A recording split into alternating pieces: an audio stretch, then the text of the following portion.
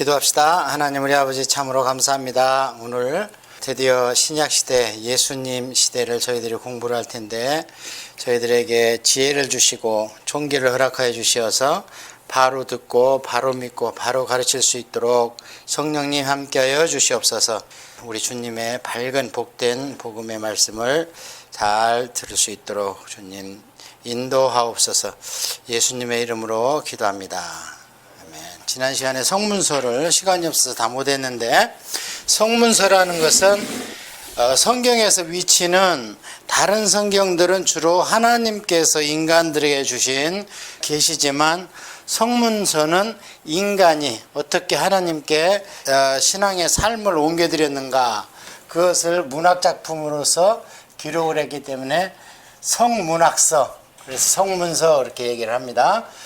욥기, 시편, 잠언, 전도서, 아가서. 교회에서 거의 설교를 들을 만한 시간이 없습니다. 여기에 대해서는. 시편은 예배 시작 전에 목사님이 교동문으로 좀 쓸 뿐이고, 잠언, 전도서, 아가서 이 부분에 대해서는 별로 그렇게 설교를 못 듣기 때문에 성도들이 이게 무슨 책인가 그것도 잘 이해를 못해요. 그래서 개괄적으로 설명을 먼저 드립니다. 자, 욥기는 전체는 욥이라는 사람에 관한 기록이죠. 그러면 시대는 언제인가? 시대는 아브라함 시대입니다. 그렇다면 BC 2000년경 정도 됩니다. 2500년에는 노아 홍수 시대고요. 자, 그래서 이 욥기가 아브라함 시대라는 것을 우리가 어떻게 알 수 있는가? 욥이 1장에 보면은 자식들과 집안을 위해서 제사를 드립니다. 하나님께.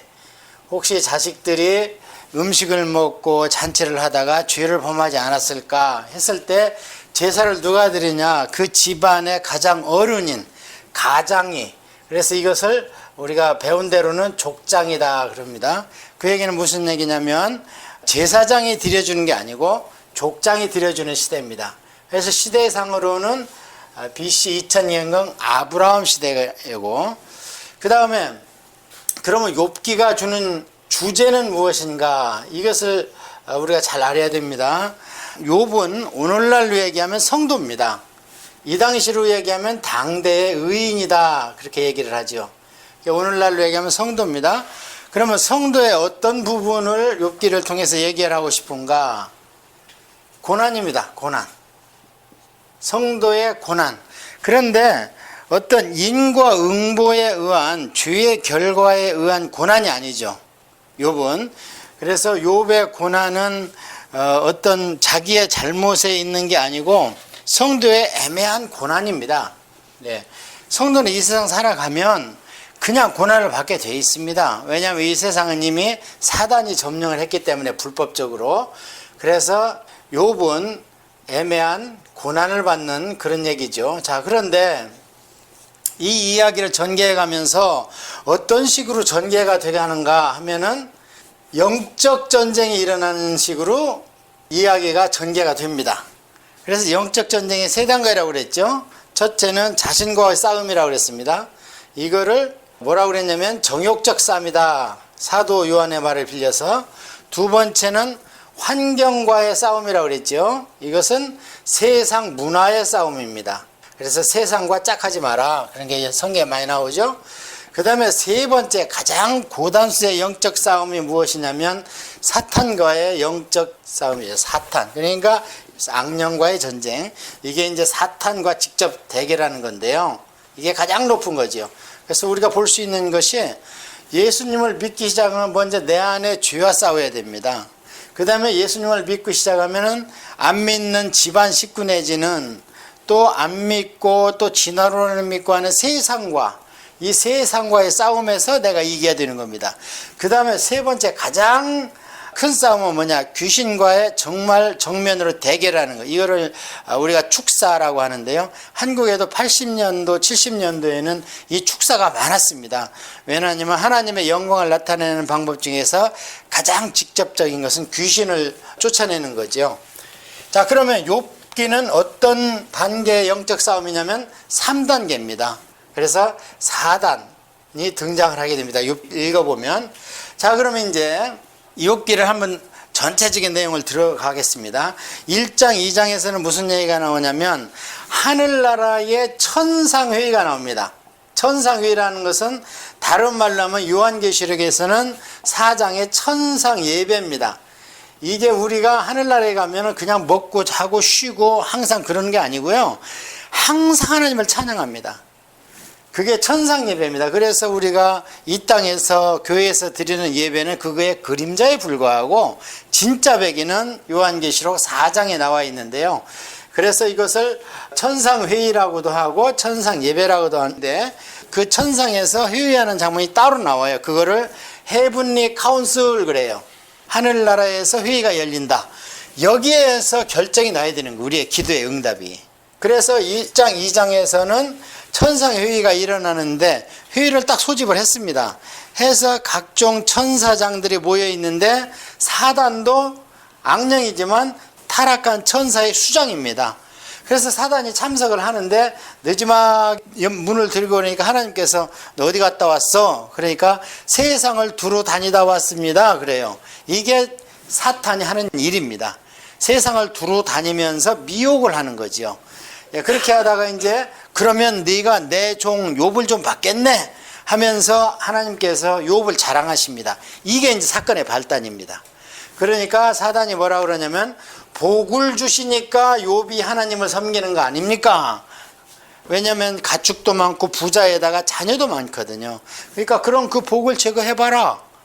그래서 복을 제거하고 그래도 욥이 하나님을 배신하지 않으니까 2장에서 천상회의가 또 열렸는데 사탄이 또 늦지막이 참석을 합니다. 참석을 해서 그래 어떻더냐, 욥한테서 자녀와 가축과 재물을 다 가져가니까 욥이 나를 배신하더냐, 안 합디다.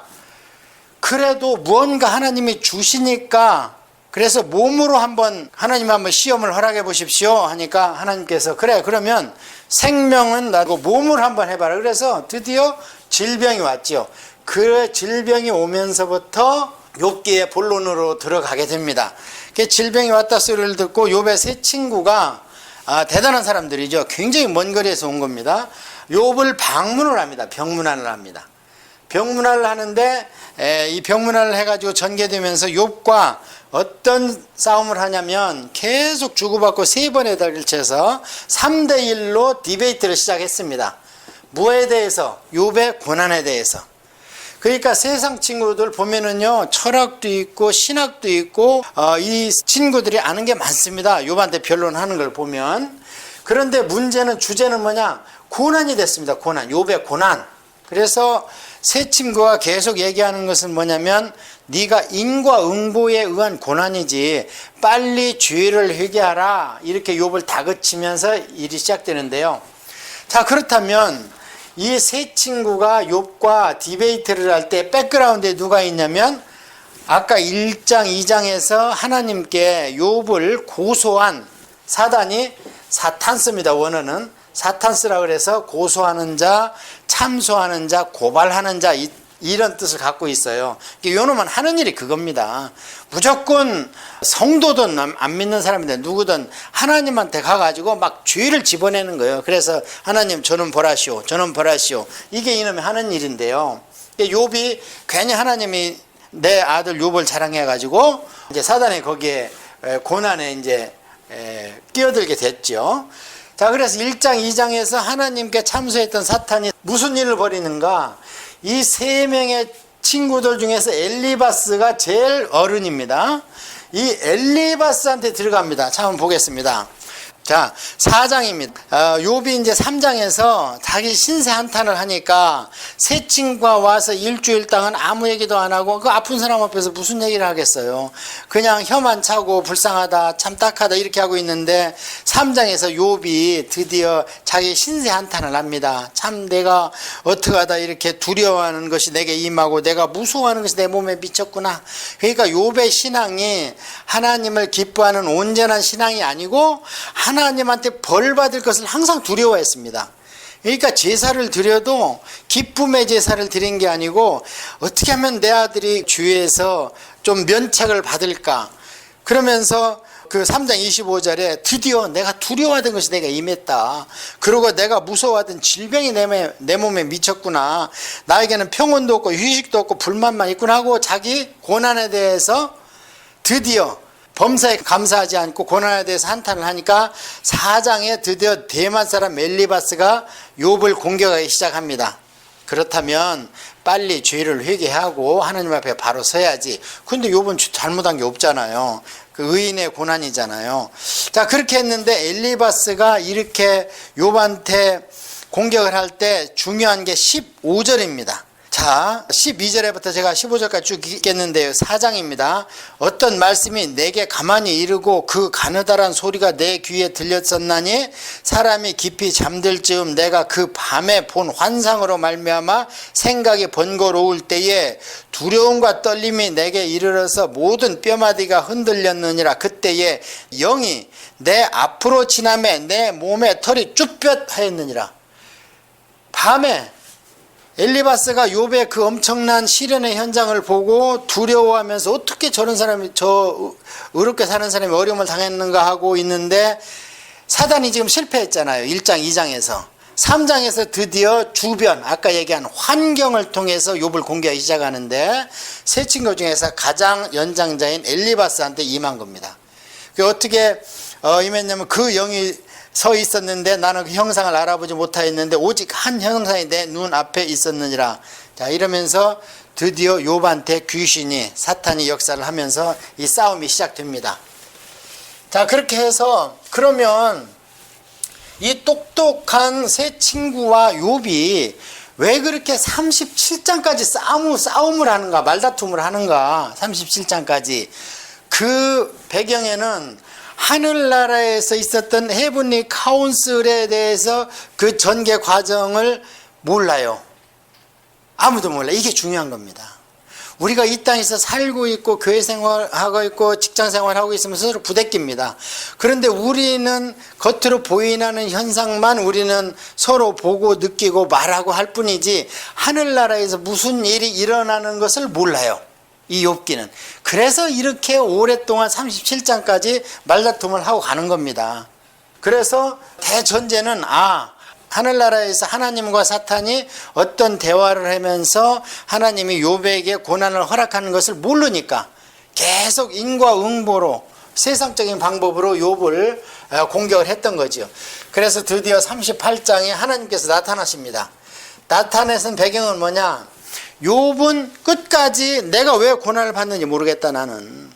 그런데 디베이트를 많이 하다 보니까요, 욥이 자기가 의롭다고 스스로 자기를 정합니다.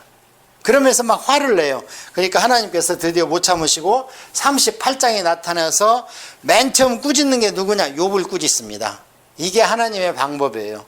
하나님께서 꾸짖을 때는 먼저 영적인 리더를 하나님께서 죄를 정하십니다. 자, 그렇게 해서 욥기는 쭉 읽어보시면 돼요. 그러면 주제는 무엇인가? 의인한테 고난이 있다는 거예요. 예. 그리고 연단 후에 순금과 같은 신앙이 나올 수 있다. 그래서 욥기 주제는 뭐냐? 내가 하나님을 귀로 들었으나 이제 눈으로 보나이다. 하나님한테 그렇게 말씀을 합니다. 그런데 그런 주제가 나올 수 있는 과정이 어떤 것이 있었냐면 38장에서 거의 3장 동안 하나님께서 계속 욥을 창조주 하나님의 속성으로 네가 그때 그것을 보았느냐, 네가 거기 있었느냐 하면서 욥한테 항복을 받아내지요. 이렇게 해서 욥은 우리가 신앙생활을 아무리 열심히 잘하고 있어도 고난을 받을 수 있다 하면서 의인의 고난, 그 다음에 중요한 것은 영적 전쟁이 우리의 보이지 않는 세계에서 계속 일어나고 있다. 그 다음에 우리가 하나님으로부터 기도의 어떤 제목이 있다면 헤븐리 카운슬에서 하나님께서 딱 도장을 찍으셔야 된다. 그러면 우리가 기도의 응답을 받을 수 있다. 이것을 알 수 있습니다. 자, 그 다음에는 시편을 한번 봅니다.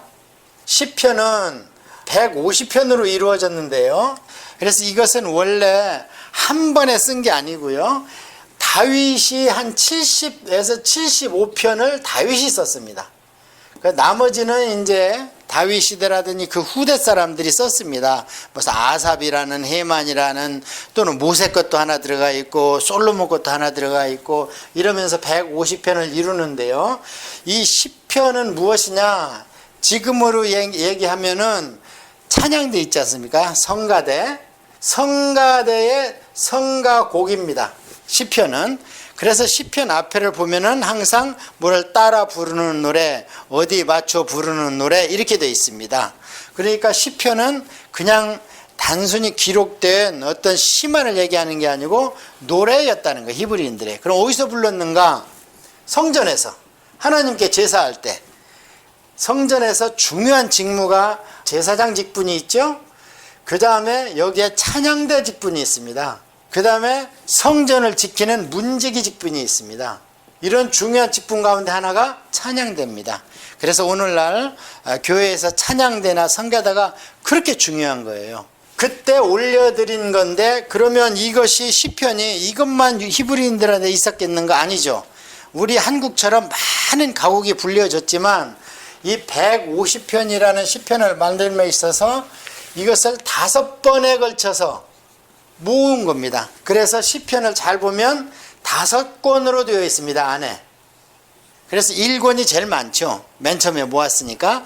그러면 솔로몬 때부터 모으기 시작해서 한참 영적 부흥이 일어났던 히스기야 왕 때도 모았고, 그 다음에 이들이 바벨론에서 돌아와서 성전이 회복됐을 때 이때 모았고, 중요한 시기는. 그래서 불러진 겁니다. 그 다음에 그러면 시편이 어떻게 구성됐는가를 알았는데요. 시편을 감상하는 방법. 자, 우리가 시를 쓸 때는 어떻습니까? 감정이 고조됩니다. 그러니까 표현이 과장될 수 있고 과소될 수 있습니다. 그래서 시편을 문자 그대로 보면 안 됩니다. 중근동에 있는 사람들의 그 사고 가운데에서 시편을 우리처럼 이렇게 읽고 강의하고 설교하고 이러면 그들은 웃습니다.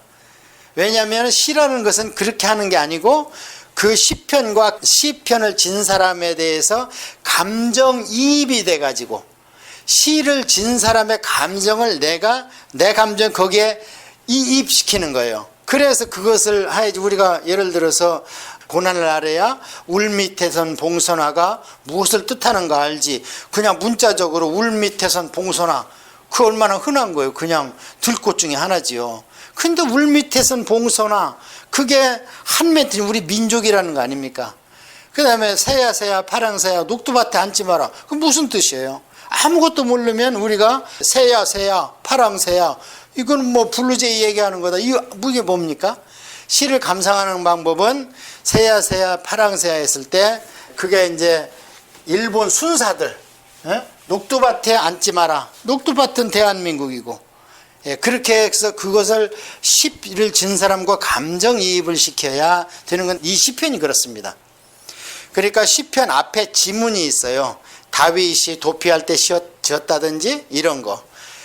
그런 것을 잘 알고 해야 되기 때문에 시편 150편 중에서 75편 정도를 다윗이 지었는데 이 다윗이 지은 시를 잘 감상함으로 해서 우리가 다윗을 알 수 있습니다.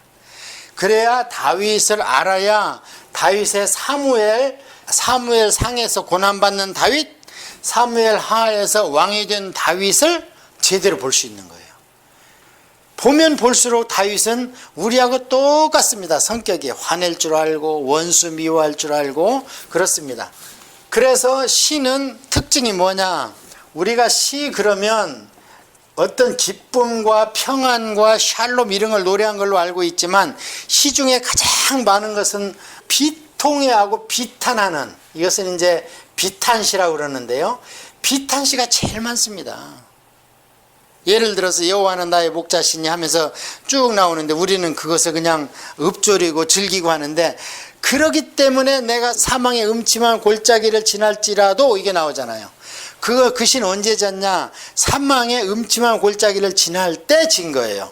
그래야지 그 시를 진 다윗과 감정이입이 돼서 제대로 읽는 거다, 이렇게 볼 수 있죠. 그래서 시편을 우리가 자세히 보면요, 시편에 뭣도 있냐면은 십자가도 있습니다. 예수님께서 십자가에서 인용한 구절이 시편에 제일 많이 나와 있고요. 22편 경우에, 시편의 52편 같은 경우에는 참회의 시가 있는데 이것도 다윗이었습니다. 그러니까 밧세바와 불륜 관계가 있고 나서 나단한테 지적을 받았을 때 내가 얼마나 울었는지 내 눈물이 강이 돼서 침상이 거기에 떠다닌다. 이게 시인이 안 되고 나서는 이것을 이해 못하죠. 그게 다윗의 그 참여하는 마음이 우리한테 와야 되지, 그게 문자적으로 이루어질 수 없는 거죠. 얼마나 울었으면 눈물이 강이 돼서 침상이 거기에 떠다니겠어요. 그러니까 이런 것을 과장된 시적 표현이라는 거예요. 그만큼 다윗이 참여를 했다. 그런 것도 있고요. 그 다음에 119편은 제일 길은데 이것은 율법 시편입니다. 그래서 여기에 보면 유명한 고난이 내게 유익이라 이로 말미암아 내가 하나님의 율례를 아느니라. 그래서 우리가 신앙은 언제 크냐? 평안하고 안전할 때 크는 게 아니고 고난과 시련, 쉽게 얘기하면 기도의 제목이 엄습할 때 우리는 신앙이 더 큰다. 그런 것이 시편에 다 있습니다. 그 다음에 잠언, 전도서, 아가서를 한번 보겠습니다. 잠언, 전도서, 아가서는 누가 지었냐면 솔로몬이 지었습니다. 솔로몬이 일생이 장년이 있었을 겁니다. 그 다음에 청년이 있었을 겁니다. 우리 일생도 그러잖아요. 그 다음에 노년, 죽을 때가 다 된 때가 있었을 겁니다. 청춘 남녀의 사랑을 쓴 게, 이것을 에로스의 사랑이라고 그러죠. 에로스의 사랑을 노래한 게 아가서입니다. 그래서 아가서는 유대인들이 6월절날 낭송을 하는데 에로스적 사랑이 들어가 있는데요. 이 솔로몬이 썼습니다. 솔로몬같이 사랑을 해봤기 때문에 청춘 남녀의 사랑을 이렇게 노래할 수 있었던 거예요. 솔로몬이 노래를 1005개를 지었다고 그러잖아요. 그 열왕기 상에 보면. 그래서 1005개의 노래 중에서 하나를 뽑아서 여기다 넣은 거예요. 그래서 아가서의 맨 1편에 보면 노래 중에 노래라 이렇게 나오잖아요.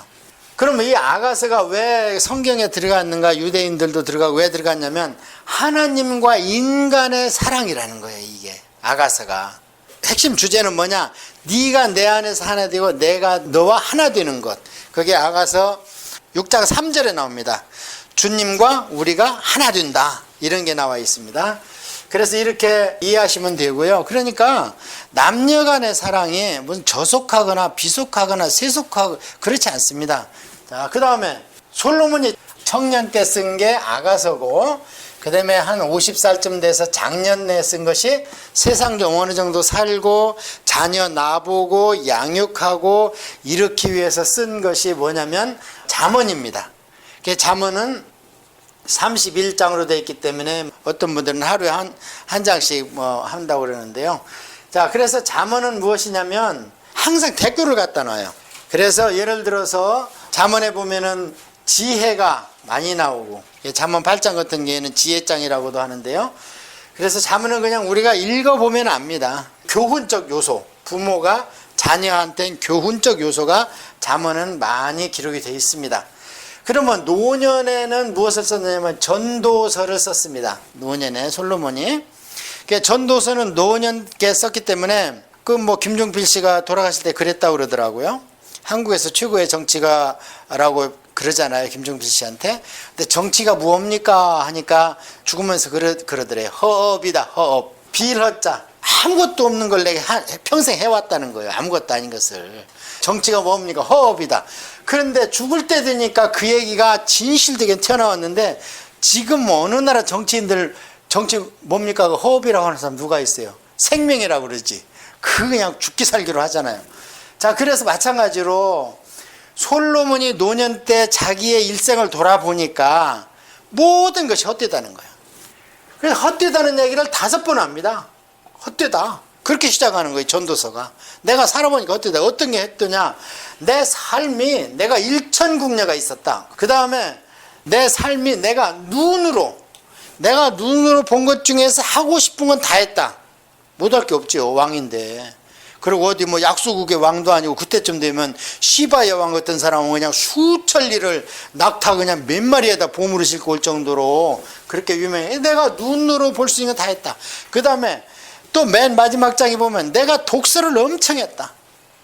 그 다음에 솔로몬의 그 열왕기를 보면요, 세상에 곤충에 대해서 노래하고 식물에 대해서 노래했는데요, 백향목에서 담벼락에 우슬쪽까지. 그러니까 식물학 박사라는 거예요. 노래할 정도면 거기에 대한 지식이 엄청난 거예요. 노래할 정도면. 뭐에 대해서, 소나무에 대해서 노래할 정도면 소나무의 특성 뭐 다 알아야 되지 않습니까? 그 정도로 솔로몬 하나님의 지혜를 줬고 지식을 줬는데, 자, 돌아보니까 다 모든 게 헛되다. 그래서 이 결론이 무엇인가? 청년들아, 젊었을 때 네 하고 싶은 건 다 해라. 그러나 단 조건이 있다. 그게 뭐냐면 창조주 하나님을 기억해라.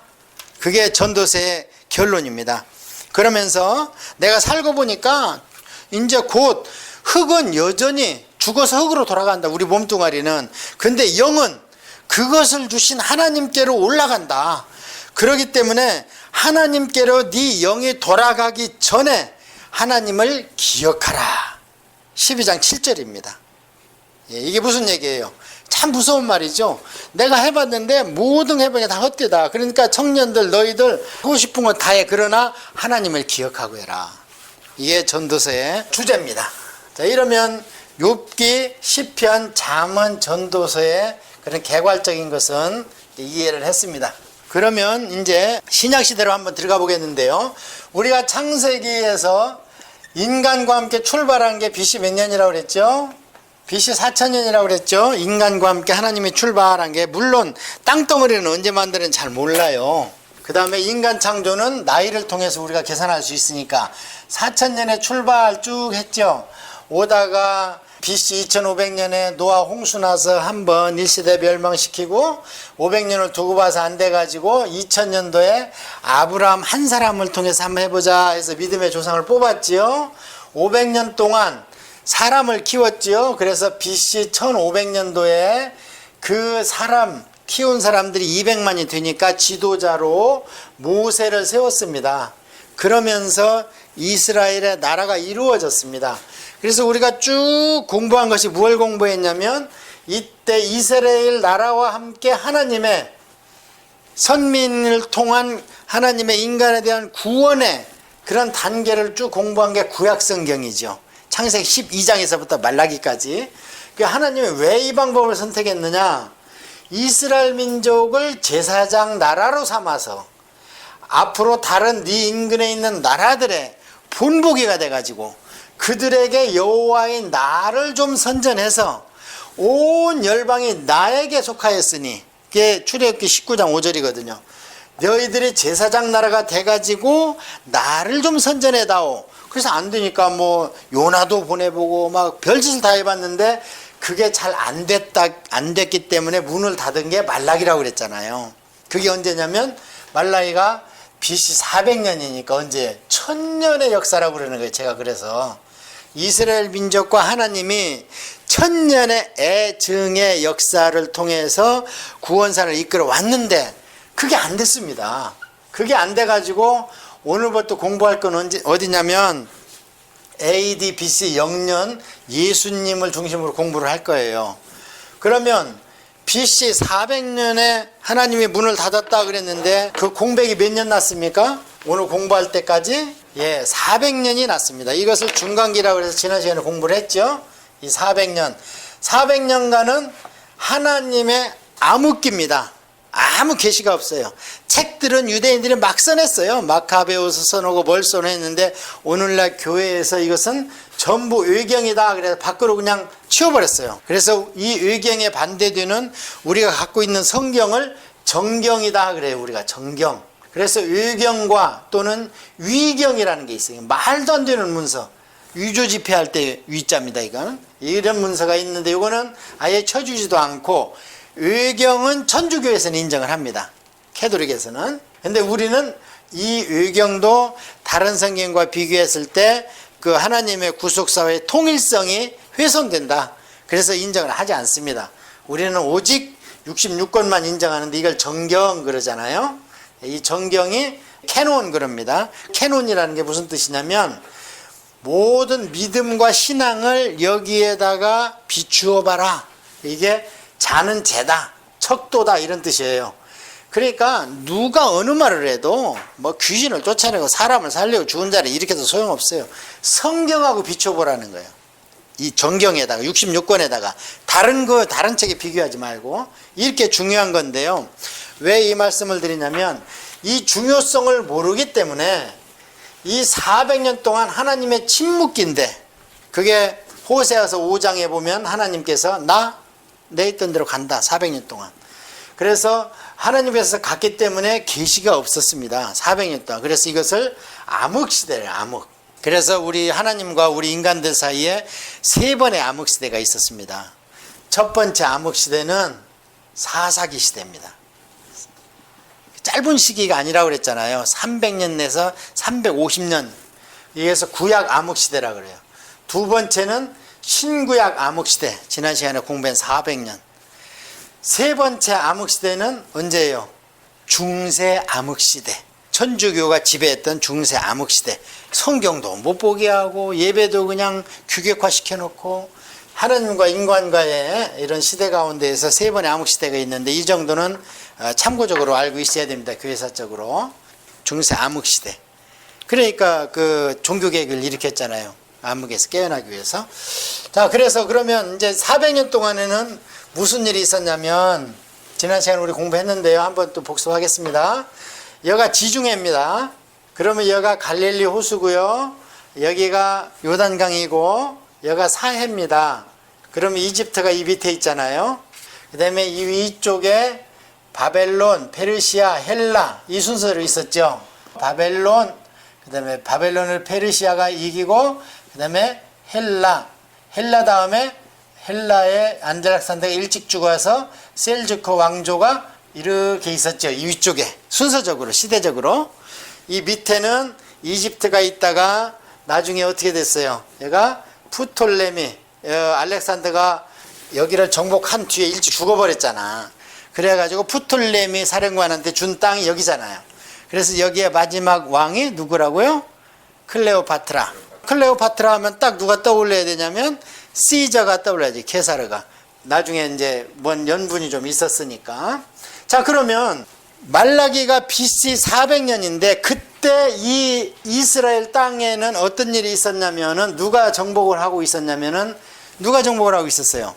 페르시아가 정복을 하고 있었잖아요. 돌아가라 그랬잖아요. 그래서 돌아와서 예배를 회복하고 세 번에 걸쳐서 돌아왔는데, 마지막에 돌아온 게 느헤미야가 BC 444년입니다.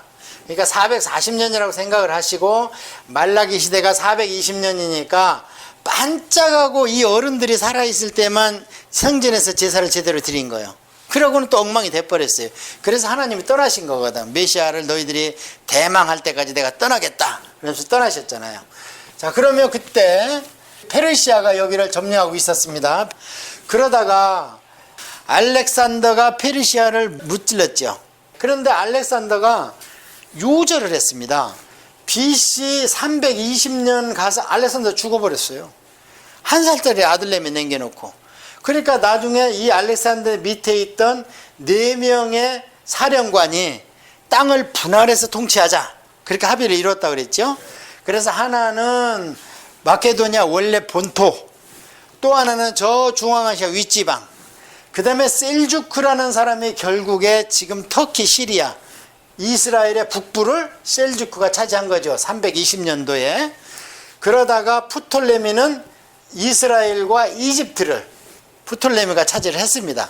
언제요? BC 320년에 알렉산더가 죽고 나니까.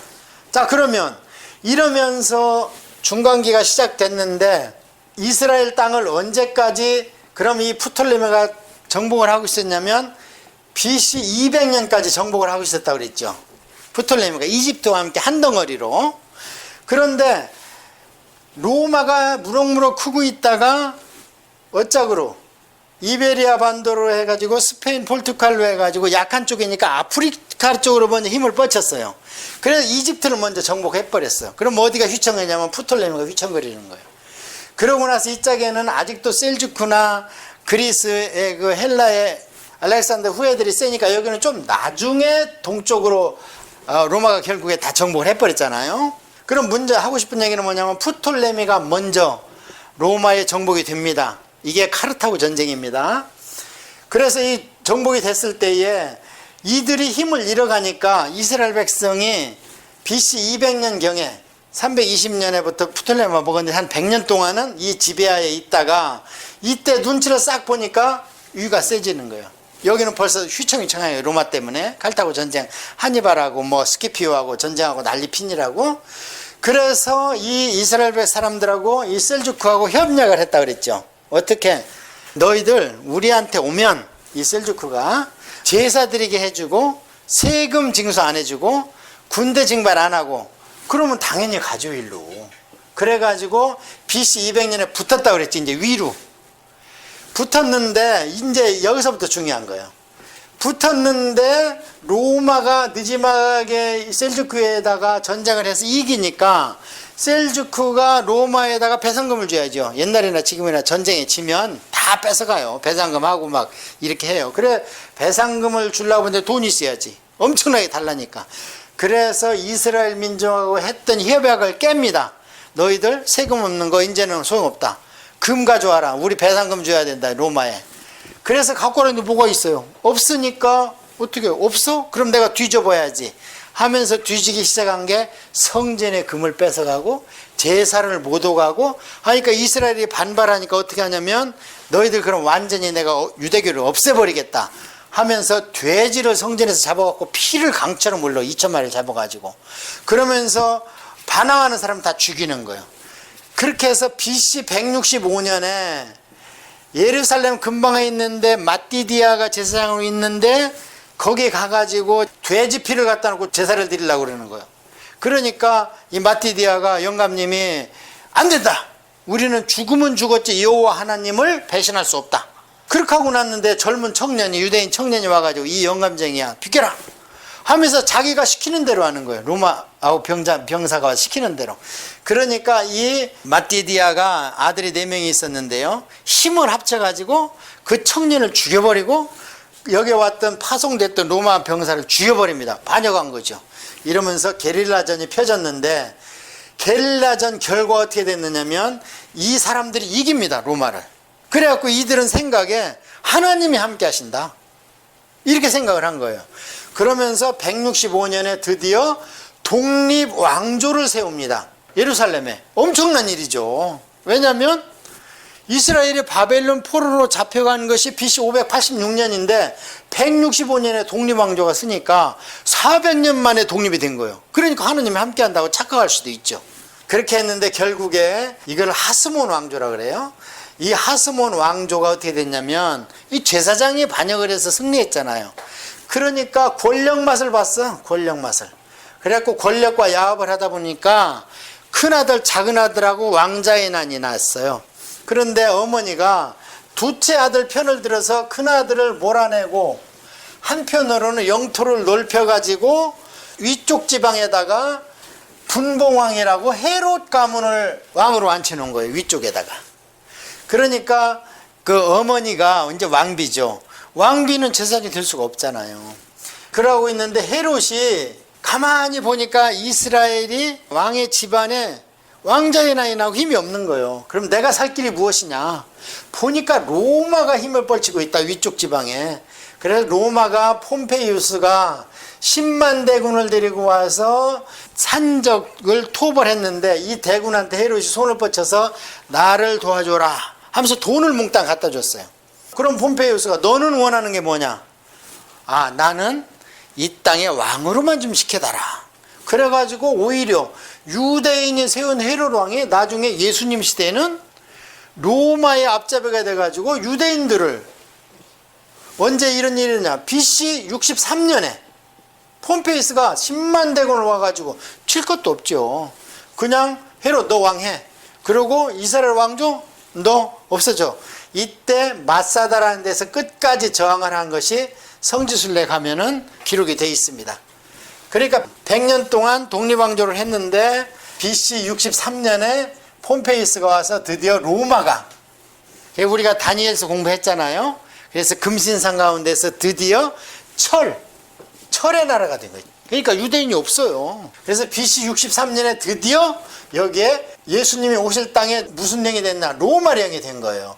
그래서 로마 병사가 나오고 이러는 거죠. 그런데 이 이스라엘 땅을 4등분해 가지고 헤롯이 아들들한테 땅을 이렇게 줬습니다. 그런데 예루살렘의 왕으로 임명된 것이 원체 독하니까, 예수님 시대 보니까 그러잖아요. 독하니까 여기가 반란을 일으켰어. 그래서 로마에서 이 반란을 평정하고 여기에 있던 왕을 잡아다가 귀양시키고, 왜 속을 새기냐 이거지. 통치를 어떻게 했으면 반란이 일어나냐. 그래서 여기에다가 누구를 세우냐? 총독을 세웁니다. 그러니까 총독은 헤롯 가문이 아니고 로마에서 파송된 로마의 고위 관리죠. 그러니까 로마의 고위 관리와 원래 이 땅에 있던 분봉왕 헤롯과는 항상 앙숙입니다. 앙숙인데 예수님 신문하고 처형할 때만 서로 하나가 됐다고 그러잖아요. 이제 알았죠? 이제 무슨 일이 일어났었는가, 구약과 신약 가운데에서. 자, 그러면 드디어 이제 우리가 신약을 한번 보겠습니다. 신약이라는 것이 구약 성경에는 어떻게 표현이 되어 있냐면요, 새 언약 이렇게 표현이 되어 있어요. 이게 같은 얘기입니다. 구약과 신약인데 새 언약이라는 말을 언제부터 썼냐면 예레미야 시대부터 썼습니다. 예레미야 시대는 언제냐? 이스라엘이 망하는 중이었죠. 망하는 중에 하나님께서 니들이 매를 맞기는 마저도 소망을 가져야 되기 때문에, 이스라엘 백성이 이 소망 중에 소망이 뭐냐면 메시아 소망이요, 새 언약의 소망이었습니다.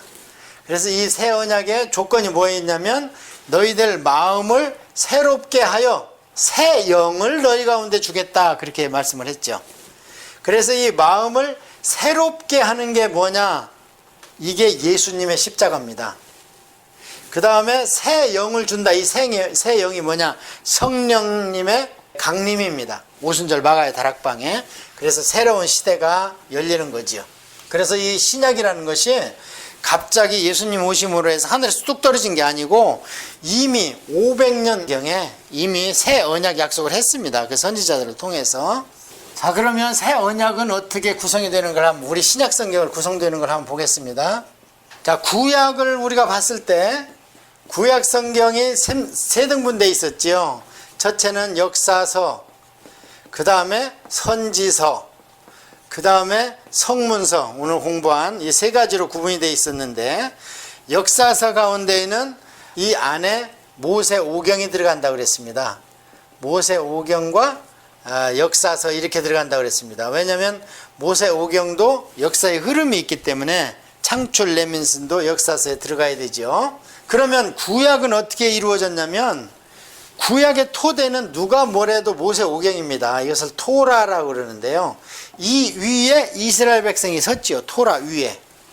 그러면서 이들이 살아가면서 하나님으로부터 받은 말씀들이 뭐냐? 이게 선지서입니다. 그러니까 이스라엘 백성에 대한 법이죠. 이게 법. 오늘날로 신약시대로 얘기하면 교회를 향한 하나님의 교리입니다. 이게 이스라엘 백성의 법이 신약시대에는 교회를 향한 교리다, 이렇게 보면 되죠. 그러면 이 방법으로 봤을 때 신약은 어떻게 이루어졌느냐? 첫째, 사복음서가 있습니다. 사복음서가 구약으로 얘기하면 모세오경입니다. 모세오경에는 성부 하나님이 중점적으로 계시가 됐다면, 사복음서는 누구 얘기냐면 성자 예수님에 관한 말씀이죠. 그 다음에 이스라엘 백성한테 모세오경을 준 뒤에 역사가 진행되기 전에 생긴 게 뭐냐면 여호수아서지요. 그 여호수아서를 통과하고 나니까 뭐가 생겼냐면 이스라엘 민족이 생겼습니다. 주권, 백성, 헌법이 다 있는 완전한 독립국가가 됐습니다. 그 이스라엘의 국가가 오늘날 신약으로 얘기하면 교회입니다. 교회. 그래서 신약 성경은 어떻게 이루어졌냐면 사복음서라는 하나님의 속성에다가 구약은 여호수아를 통과한 것처럼 신약에는 사도행전을 통과합니다. 사도행전을 통과하면서 뭐가 산출되느냐? 교회가 형성이 됩니다. 사도행전 안에서 완전하게. 마치 이스라엘 백성이 국가가 형성된 것처럼 이 뒤에 구약의 이스라엘 국가의 통치 원리가 역사와 선지서를 통해서 이루어갔다면, 신약시대 교회는 그 뒤에 있는 서신서들로 말미암아 교회가 이러면 안 된다, 교회가 이런 걸 해야 된다, 직원은 어떻게 세워라, 목사의 책무는 무엇이다, 이런 것을 기록한 교회에 대한 교리가 신약성경 뒤에 있는 서신서입니다. 그러니까 구약과 신약이 체계가 똑같다는 거예요. 전혀 틀리지 않습니다. 자, 그러면 오늘은 공부할 게 무엇이냐, 신약 가운데에서. 그래서 신약 성경은 크게 어떻게 이루어졌냐면, 첫째, 예수님에 대한 기록이 있어야 됩니다. 두 번째, 교회가 서야 되기 때문에 사도행전, 그 사도들에 대한 기록과 그 다음에 우리가 알아야 될 것이 사도 바울을 알므로 인해서 이 교회를 향한 하나님의 그런 교리를 배울 수 있습니다. 이 신약 성경이 이런 식으로 기록이 되어 있습니다. 그래서 이번 시간에는 그 예수님에 대해서 사복음서를 좀 보고, 그 다음에 다음 시간에는 사도 바울을 비롯한 사도 베드로, 이 두 분이 중심이 된 사도행전을 통해서 어떻게 교회가 형성되어 가는가를 보면 됩니다. 어떻게 이해가 가요? 자, 그러면 신약시대 예수님에 대해서 먼저 공부를 하겠는데요. 예수님의 생애는 크게, 지금 이제 우리가 시간적으로는 BC AD 0년에서 출발하는 거죠. 예. 예수님의 생애는 크게 어떻게 나눌 수 있냐면, 사생활과 공생활로 나눌 수 있죠. 그래서 이것을 이제 보통 예수님의 30세에 사역을 시작한 걸로 나와 있죠. 예. 그럼 예수님의 사생애는 또 어떻게 나눌 수 있냐? 성경의 기록에 근거해서 잉태, 예수님이 어떻게 잉태하셨냐 하는 얘기가 기록이 되어 있죠. 그 다음에 이제 잉태해서 30세가 될 때까지는 한 가지, 12살 때 성전 미아 사건이 발생하죠. 이 하나 기록해 놨습니다. 예수님 잃어버린 사건. 그러고 나서 이제 공생애가 바로 기록이 됩니다. 그러니까 분량으로 보나 또는 교리적으로 보나 예수님의 사생애는 그렇게 중요하지 않습니다. 단 예수님의 사생애, 잉태나 또는 예수님의 이런 사건들이 구약에 이미 예표가 되어 있다, 그러므로 메시아다, 이런 것을 입증을 할 수는 있죠. 그러나 예수님의 공생애가 중요하기 때문에 성경 사복음서 대부분은 예수님의 공생애에 집중되어 있습니다. 그러면 예수님의 공생애에 집중되어 있는 성경을 다시 분해를 해보면, 예수님이 30세에 사역을 시작했는데 예수님의 3년 반을 공생애 하시고 십자가에서 못 박히신 걸로 이렇게 우리가 유추해 볼 수 있는데요. 예수님이 왜 이렇게 세상에 오셔서 공생애를 시작했을 때 3년 반을 사셔야 되는가? 아니, 대속하러 왔으면 그냥 십자가 한번 지면 되는 거 아닌가? 이렇게 생각할 수 있죠. 우리는 항상 십자가 하니까. 그런데 그렇지 않다는 거예요. 왜 그렇지 않는가? 예수님은 사생애나 공생애를 통해서 죄가 없어야 돼요. 단 한 번이라도 마음으로나 행동으로 죄를 지면 죄의 싹은 사망이기 때문에 우리를 대속할 수 없습니다. 그건 죄의 결과예요. 그래서 예수님의 죄가 없는 것을 사생애를 통해서 입증을 하시는 것이고, 공생애를 통해서도 물론 그렇고, 그래서 나중에 보면은 누가 나를 죄로 책하겠느냐 하고 오히려 반문하시잖아요. 그럼 이 공생애의 3년 반을 다시 분해하면 어떻게 성경에는 기록이 되어 있냐면요. 첫째, 사역 준비 기간이 있어요. 성경에 그렇게 기록이 되어 있습니다.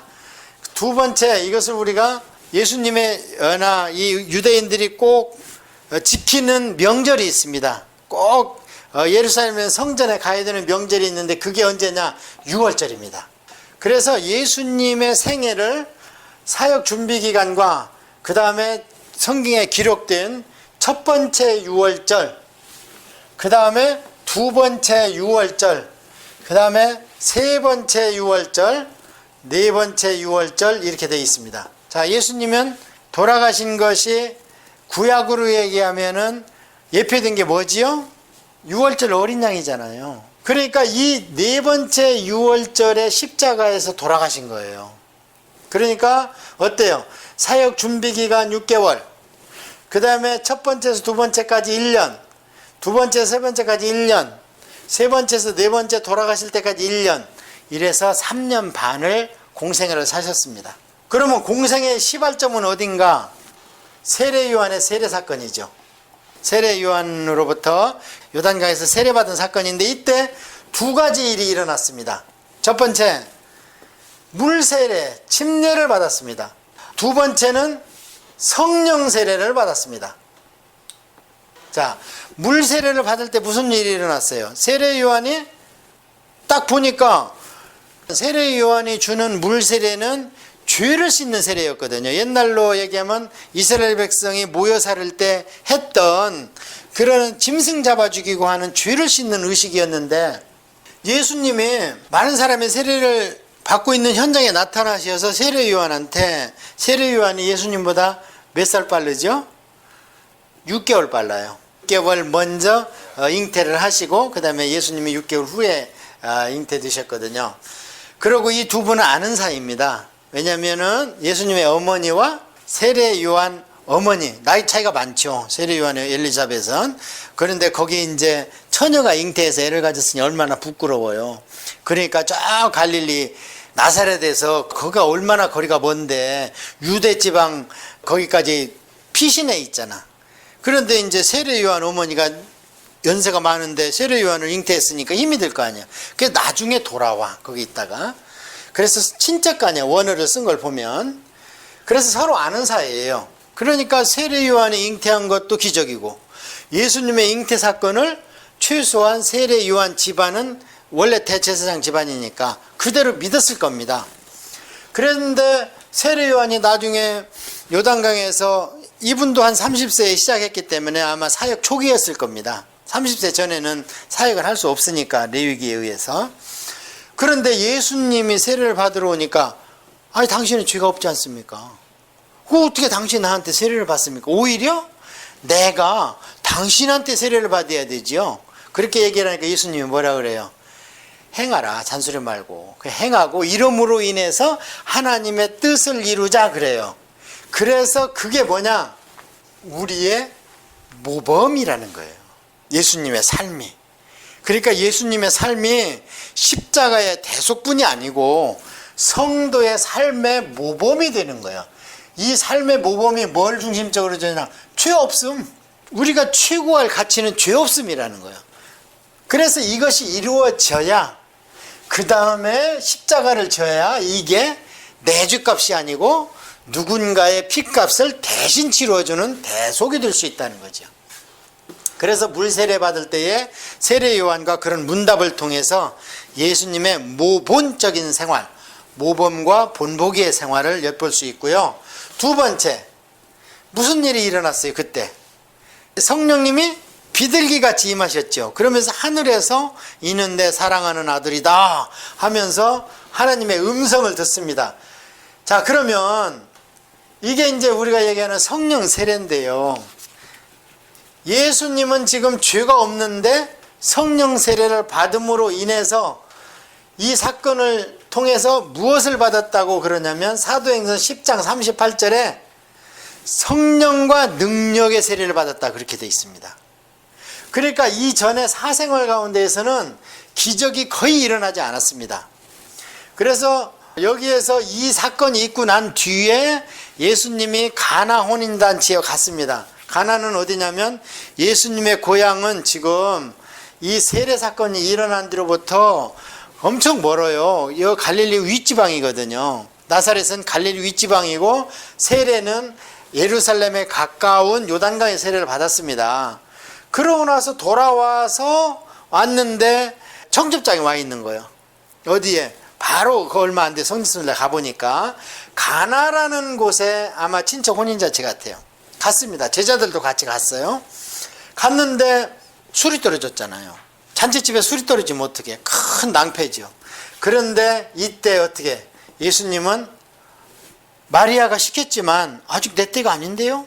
그랬는데 어머니는 벌써 가서 세례받았다는 얘기, 성령님이 비둘기같이 임했다는 얘기를 예루살렘에서 만난 5 제자를 통해서 들었습니다. 이미. 그럴 때는 이제 때가 됐구나. 그러니까 어머니인 마리아가 그냥 믿음으로 시키는 대로 해라 하고 하인들한테 얘기를 하지 않습니까? 하니까 기적이 일어나. 그런데 그때 중요한 게 뭐냐? 이게 첫 기적이라. 첫 기적이라는 거예요, 이게. 그러면 이 첫 기적은 능력이 어디에서 연유됐냐면은 성령 세례에서 연유됐다는 거예요. 세례 요한한테 물 세례를 받을 때 성령 세례를 받은 걸로 연유됐다는 거예요. 이렇게 해서 이제 사역 준비 기간, 지금 우리 공부하고 있죠. 3년 반 중에서. 자, 그러면 사역 준비 기간에 무슨 일이 일어났는가? 한 가지 했습니다. 사역 준비 기간에 맨 처음에 뭔 일이 일어났어요? 성령 세례 받았습니다. 물 세례를 포함한 세례를 받았습니다. 요단강가에서. 그 다음에 두 번째, 그 세례요한한테 세례를 받고 나서 제자 중에 5명을 이때 초로 만납니다. 초면으로 상면을 합니다.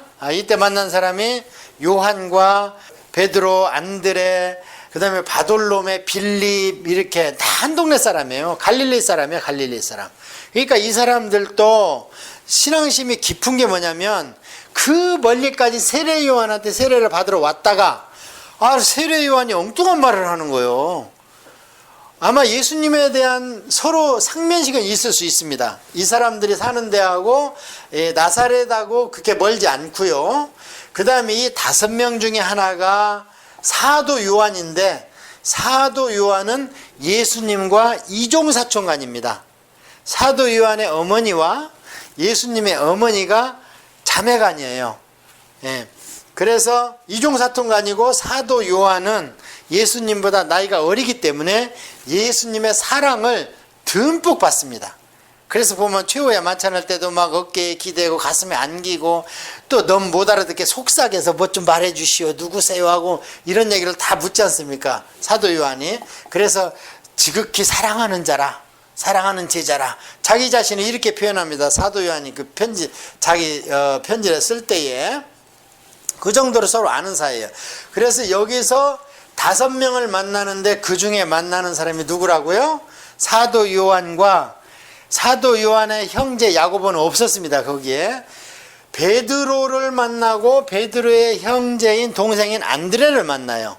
자, 이걸 왜 중요시하냐면 이 전개 과정을 모르면 나중에 베드로를 정식으로 부를 때가 있습니다. 갈릴리에서 고기 잡을 때 그물 사건, 그때 초면이 아닙니다. 이미 벌써 이미 소문도 들었고 예루살렘에서 만났고 예루살렘에서 돌아오면서 가나 혼인잔치의 기적도 받고, 그렇기 때문에 이들은 제자로 되어 있을 수 있었는데 단 이때는 예수님이 아직 풀타임 사역에 전념을 하지 않습니다.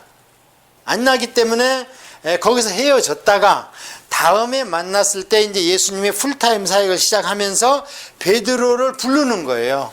그물이 찢어지는 사건으로 인해서 부르는 거예요. 그러니까 혹시 말씀을 듣다가 뭐 부르자마자 간다, 그렇지 않습니다. 이미 예수님에 대한 지식을 충분히 가지고 자기 의지의 결단을 세울 정도의 정보가 있었습니다. 자, 그 다음에 사역 준비 기간에 첫 번째 뭐 했다? 물과 성령 세례를 받았다. 두 번째는 뭐 했다? 제자 중에 5명을 이미 만났다. 세 번째는 와가지고 예수님이 사시는 데는요, 나사렛이라고 그 북부 갈릴리 지방의 중심 도시가 아니고 외곽지대예요. 그러니까 그 중심지대가 될 수 없습니다. 그래서 나사렛에서는 사역을 할 수가 없습니다. 할 수 있겠지만 중심지가 아니에요. 중심지는 어디냐? 가버나움이에요. 가버나움.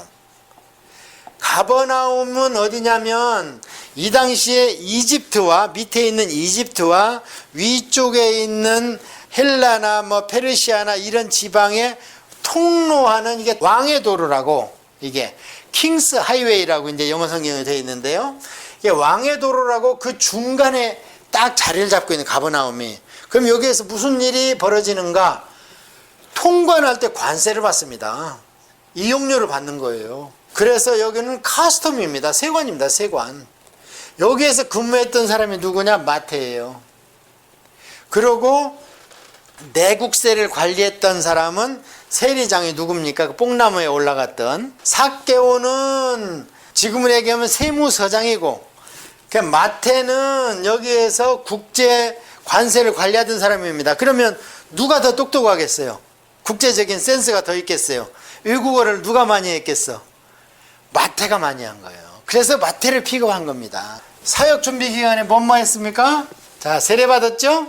이렇게 해서 이 세례받은 표징으로 첫 기적을 가나 혼인잔치에서 이루었지요.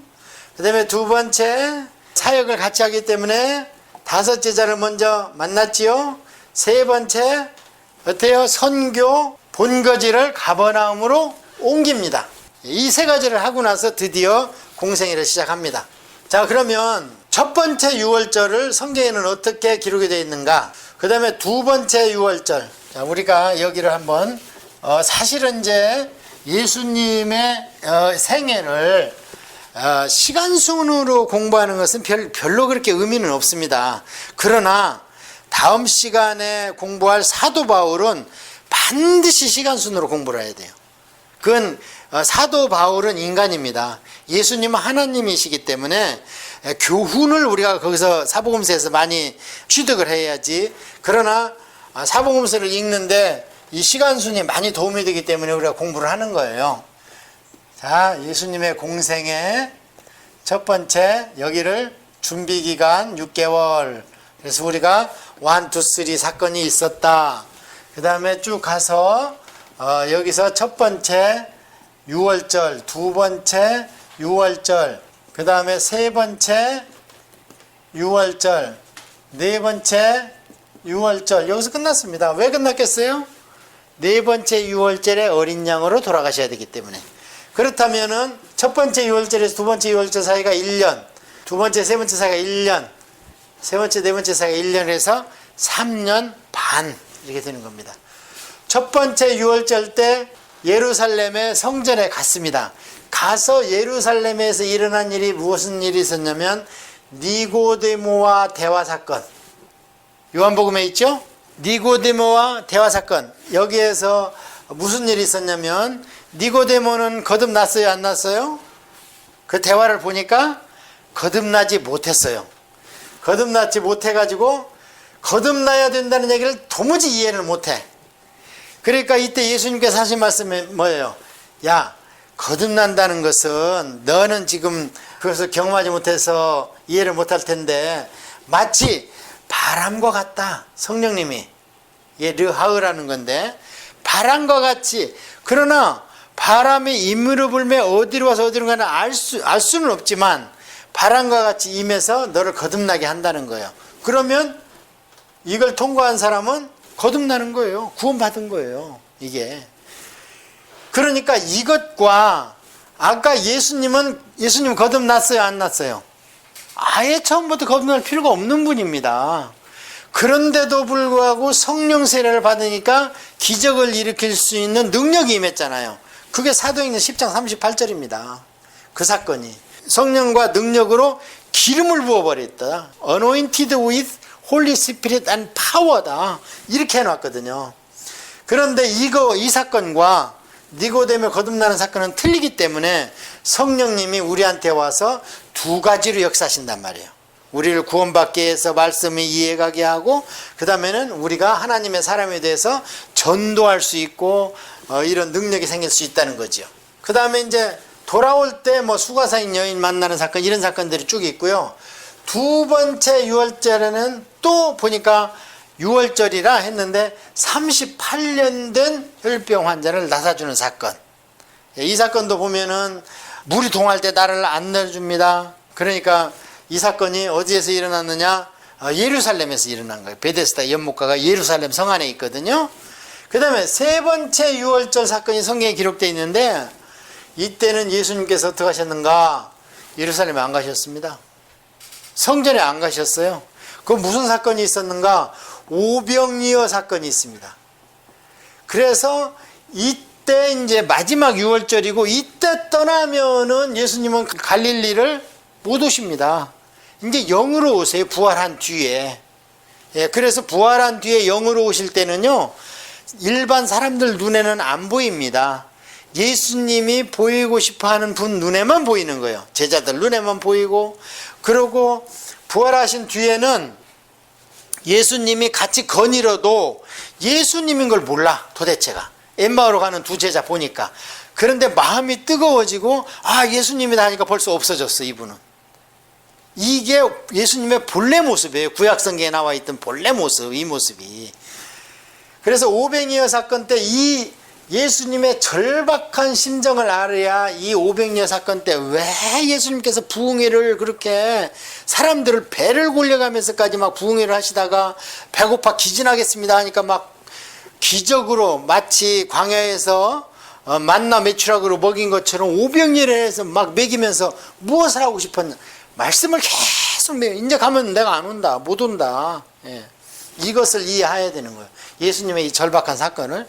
이때 떠나려고 그럴 때는 예수님의 형제가 그래요. 예수님의 이제 동생이 3명인데 가장 큰 동생이 누구냐면 야고보입니다. 야고보서를 쓴 야고보. 야고보가 이때만 해도 그래요. 형님, 9살 선지자 노릇을 하려면 대도시로 가셔야지 왜 이 시골에 있습니까? 갑시다. 그러니까 나는 안 간다. 너희나 가라. 그래요. 이때. 그런데 나중에 예수님께서 이때 6월절은 안 가시는데 언제 가셨냐? 10월 달에 수전절에 가서 생수, 성령에 대한 생수 솟는 설교를 하시는 거예요. 이때. 그러면서 이제 여기에서 70인 파송하고 미처 전도하지 못했던 요단강 동편 전도하고 그러다가 일주일 남겨놓고 예루살렘으로 죽으러 돌아가시는 거예요. 그러니까 너무 죽기가 힘드니까 마음을 굳게 먹고 들어가셨어요. 이게 예수님의 시대순으로 본 대강의 사역의 흐름입니다. 예수님의 사역의 이 시대순 흐름은 이 정도만 알면 돼요. 그리고 예수님 하나님이시기 때문에 우리가 사복음서에서는 신약의 기초가 되는 교리를 많이 알아야 되겠죠. 자, 그러면 이제 사복음서에 대해서 오늘 마쳐야 되니까 사복음서를 한번 알아봅시다. 마태, 마가, 누가, 요한 이렇게 사복음서가 기록이 되어 있죠. 저번에 한번 말씀을 드린 것 같은데요. 신약 성경의 배열 순서가 기록 순서가 아니라고 그랬습니다. 기록 순서는 사도 바울이 먼저 기록했습니다. 뒤에 사도 바울 서신들이. 그러나 이 신약 성경이 400년 후에 397년에 신약 성경을 정경화 작업을 할 때에 이것을 우리가 교리상으로 순서를 맞춰야 되지 않느냐. 그래서 신약의 기본이 되는 신약의 중추적인 게 무엇이냐 했을 때 누가 뭐래도 십자가와 성령 강림이다. 그래서 사복음서를 맨 앞에 넣고 그 다음에 신약 시대에 하나님의 구원한 백성들은 교회라는 단체에 있어야 된다. 에클레시아, 세상 가운데서 모집된 단체, 구약으로 하면 이스라엘 백성들. 그래서 교회 형성 과정을 그 다음에 넣는 겁니다. 그러니까 교회의 코어는 사복음서가 돼야 되는 거예요.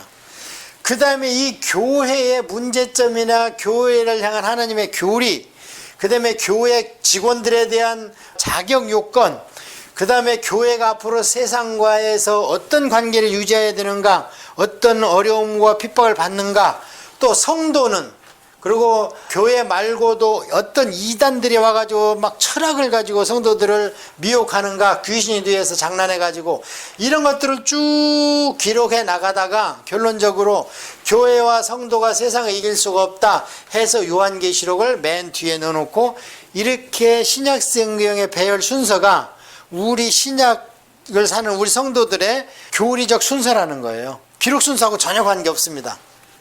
그래 굉장히 중요한 거죠. 자, 그래서 먼저 사복음서를 본 뒤에 사복음서를 토대로 해서 어떻게 신약교회가 흘러갔는가를 볼 겁니다. 자, 사복음서는 복음서라고 그래가지고 우리가 이렇게 이 중에서 이 3권을 공관복음 그래요.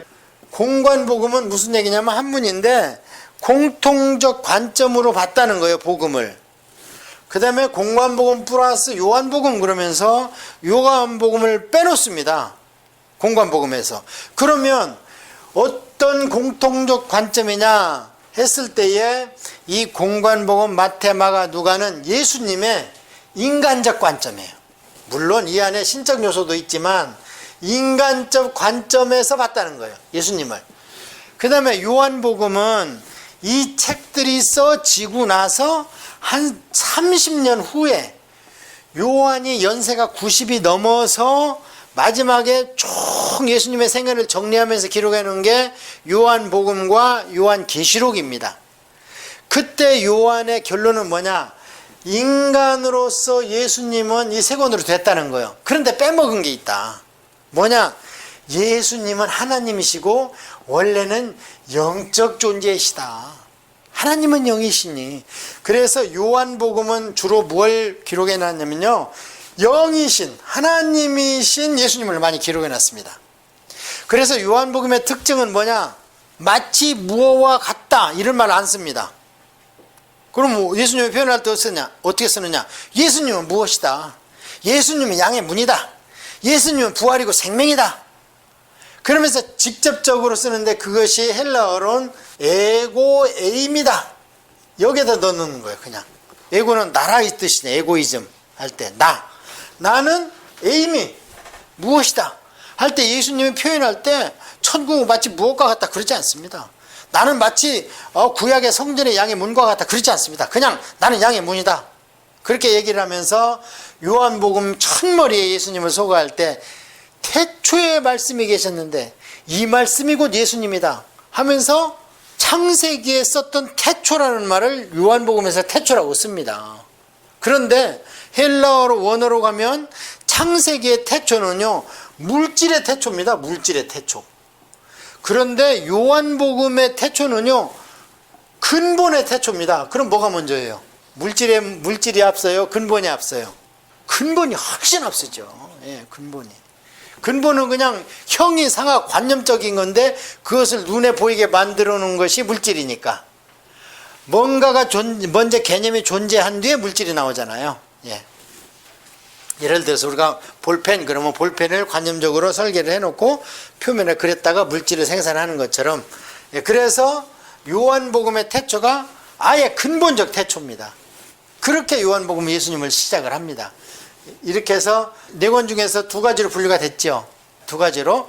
그래서 공관복음은 인간적 예수님으로서 오셔가지고 어떻게 모범적인 생활을 하셨고 어떻게 십자가를 지셨는가. 그 다음에 요한복음은 예수님은 영이시다 하는 거. 그래서 요한복음을 잘못 해석하면은요, 잘못하면 영지주의가 돼버려요. 너무 영적인 얘기를 많이 해놨기 때문에.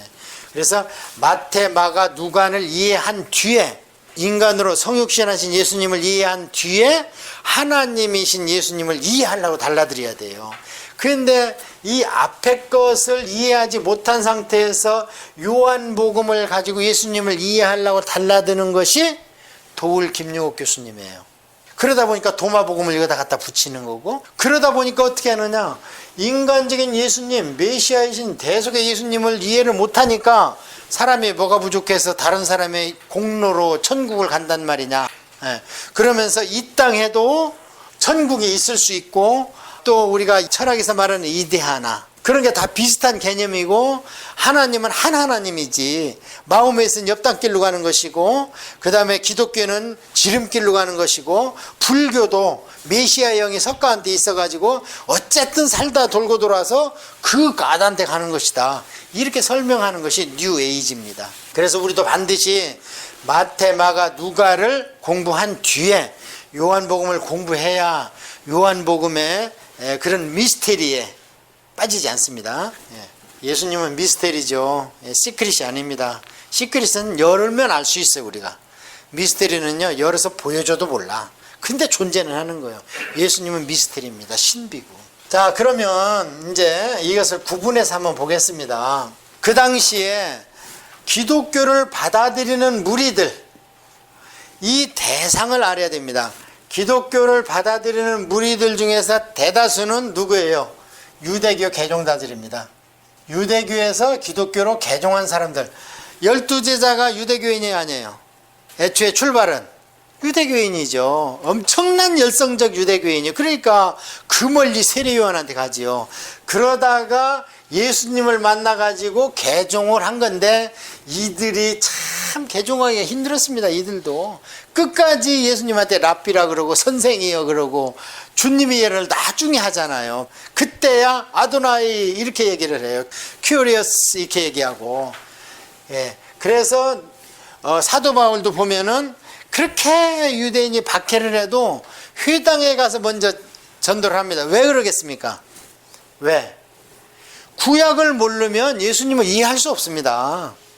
구약의 하나님을 모르면 진짜 예수님 아들 하나님을 이해할 수가 없습니다. 그래서 먼저 신관이 여호와로 확실한, 여호와 신관이 언제 정립됐어요? 바벨론 포로 생활 갔다 오고 나서. 거기서 성경 공부했잖아요. 에스라를 통해서.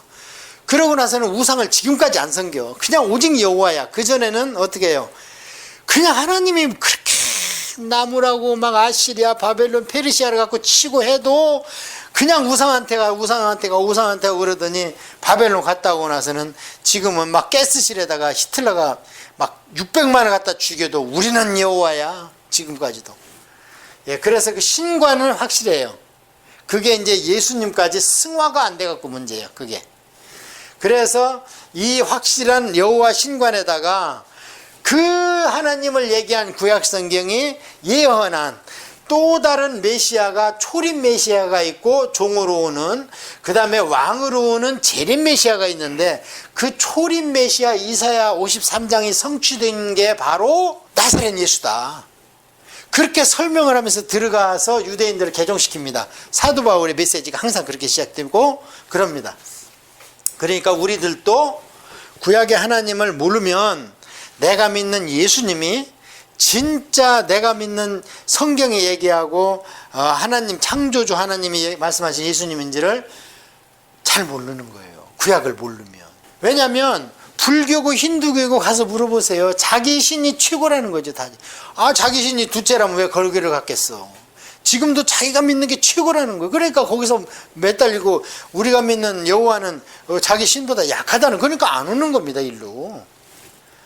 그래서 우리가 진짜 최고를 믿고 있는데 그 최고가 성경에서 얘기하는 최고인가를 공부를 통해서 습득을 해야 되는 거예요. 자꾸 습득을 해야 되는 거예요.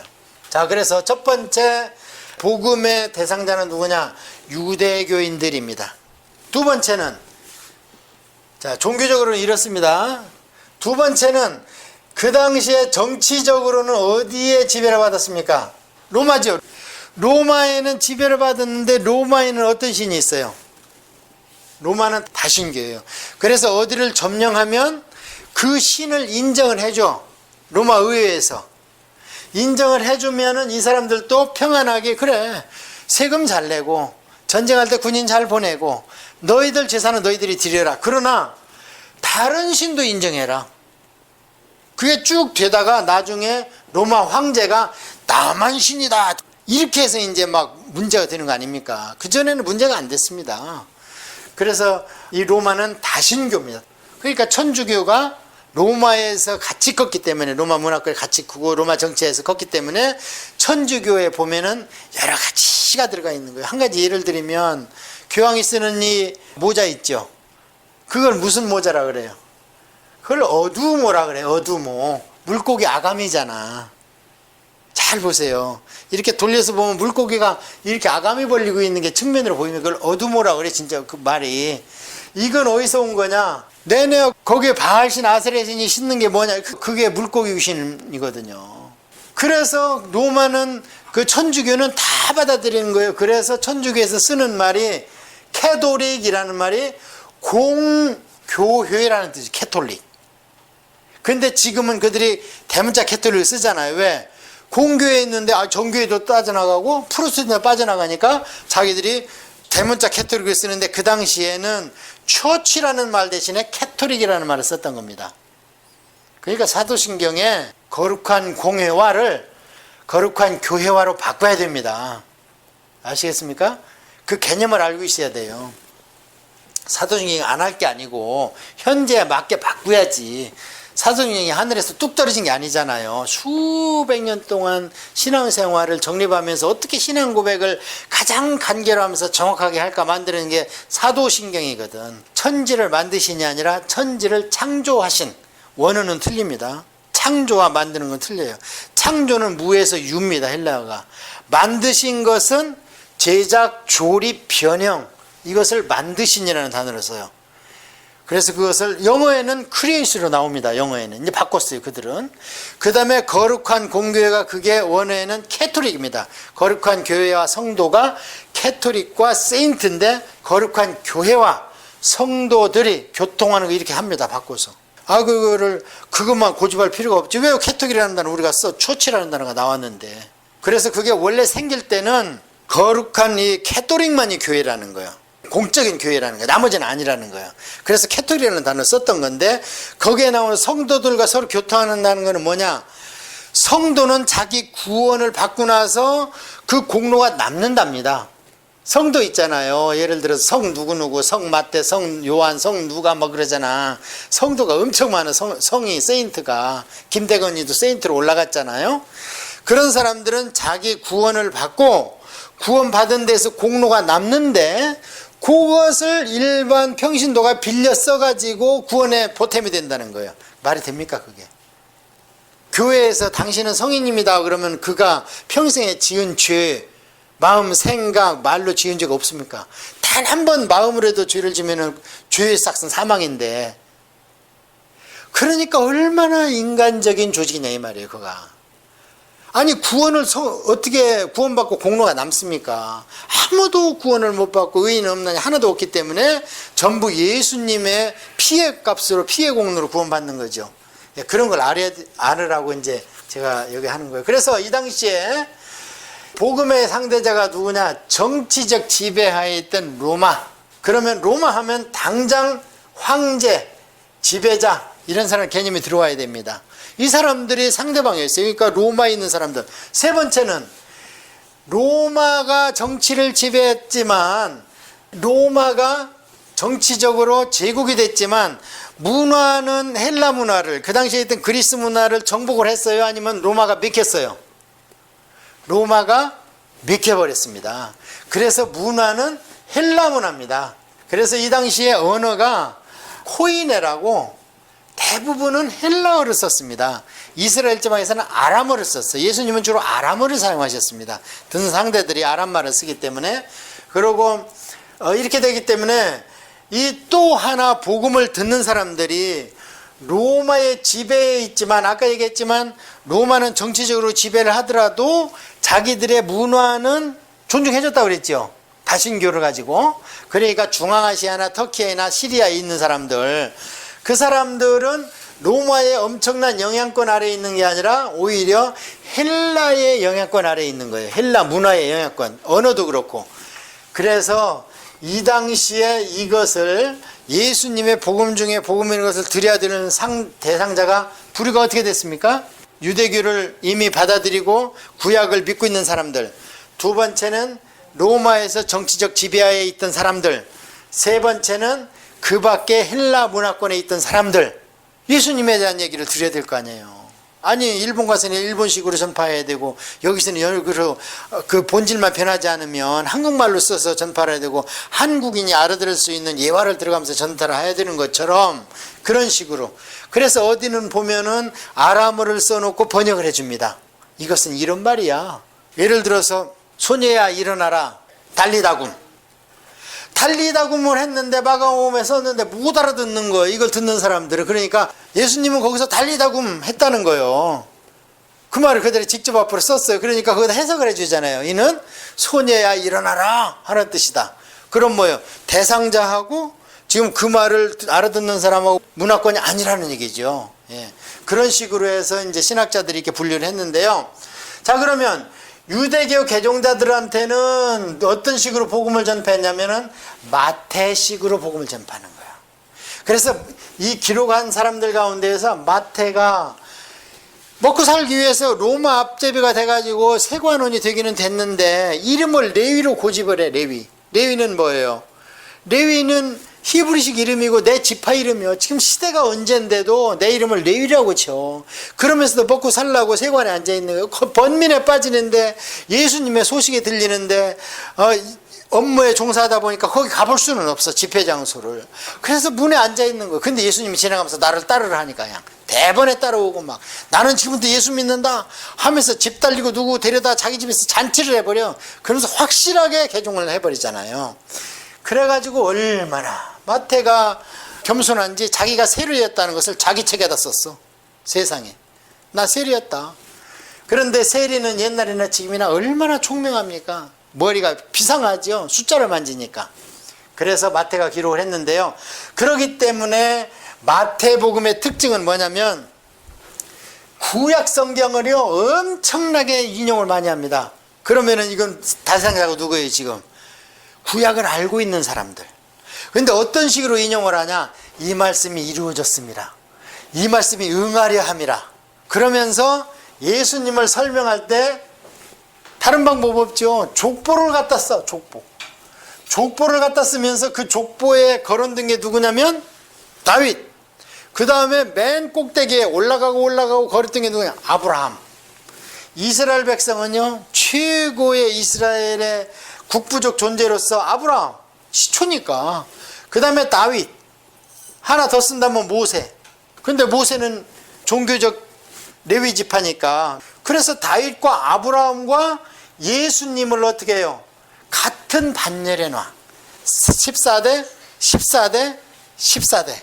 그래서 마태의 족보는 누가 나오냐면 유대인만 관계 있고 중요시하는 족보가 나와요.